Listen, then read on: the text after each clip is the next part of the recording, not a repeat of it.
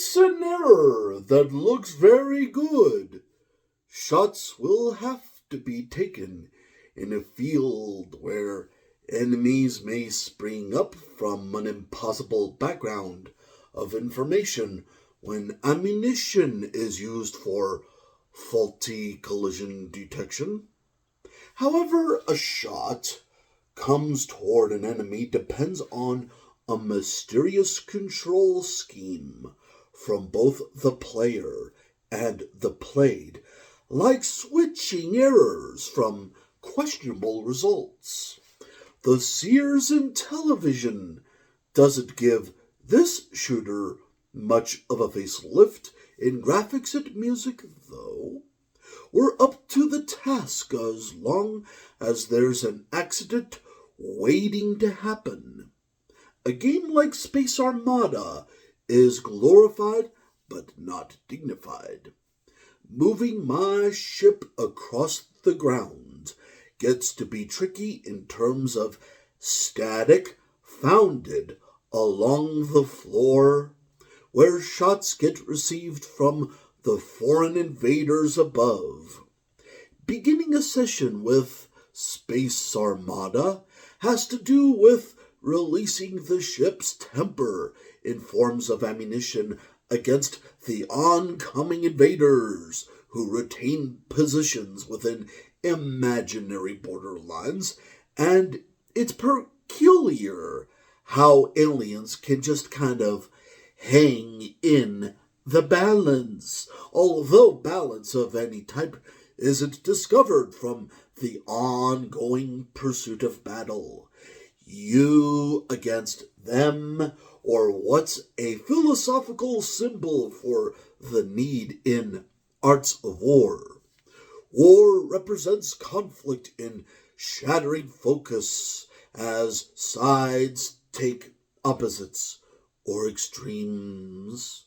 Most battles for this shooter will present the task in sheer notion of conundrums, where happiness must find the source somehow when light filters through the TV. Then again, it's not like a game is good just because it's fun. Programmers play around with visuals in a good deal of happiness and fun because they know they're not playing games. In fact, they're really putting pieces together and apart over and over, while the world ignores their sanity, and from this, such engineers don't play games since they're constantly in the foray of data management and infobesity. Writing down a program can be like writing a book in the sense of propriety and management. I'm writing my review on Space Armada and won't always be able to properly discern my news compared to an outsider's reading ability to my mind. In other words, there's a difference between reading with one's mind for a given statement and reading with somebody else's mind apart from a given statement.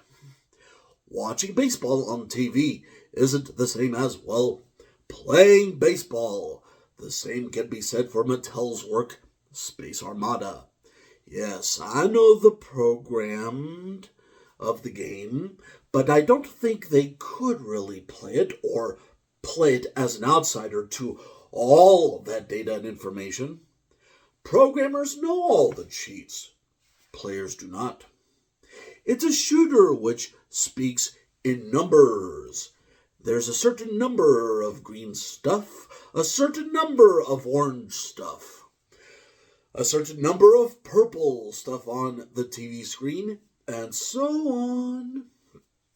Notice how these aliens fire sporadic bullets compared to my straight, formal, fire-launching ship. Ammunition from both sides is in question. A lot of complexity is in the work, my friend. different sides show their true colors in contradicting forms of defense, and going with the flow only shows more of the pretty error. Two aliens can suddenly burst when only one alien was really hit.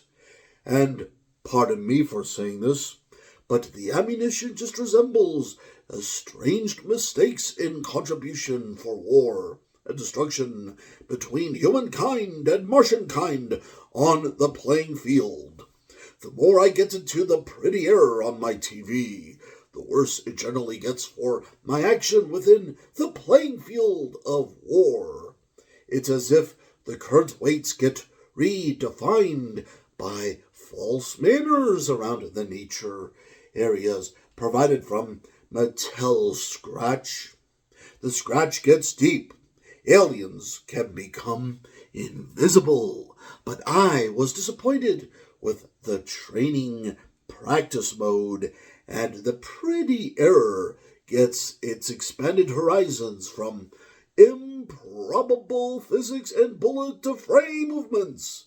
So overall, Mattel didn't want gamers in the 80s to make sensible laser shots as long as the program could prove less wholesome. Everything is a scattered mess. Take it to you and consider this review for this video game.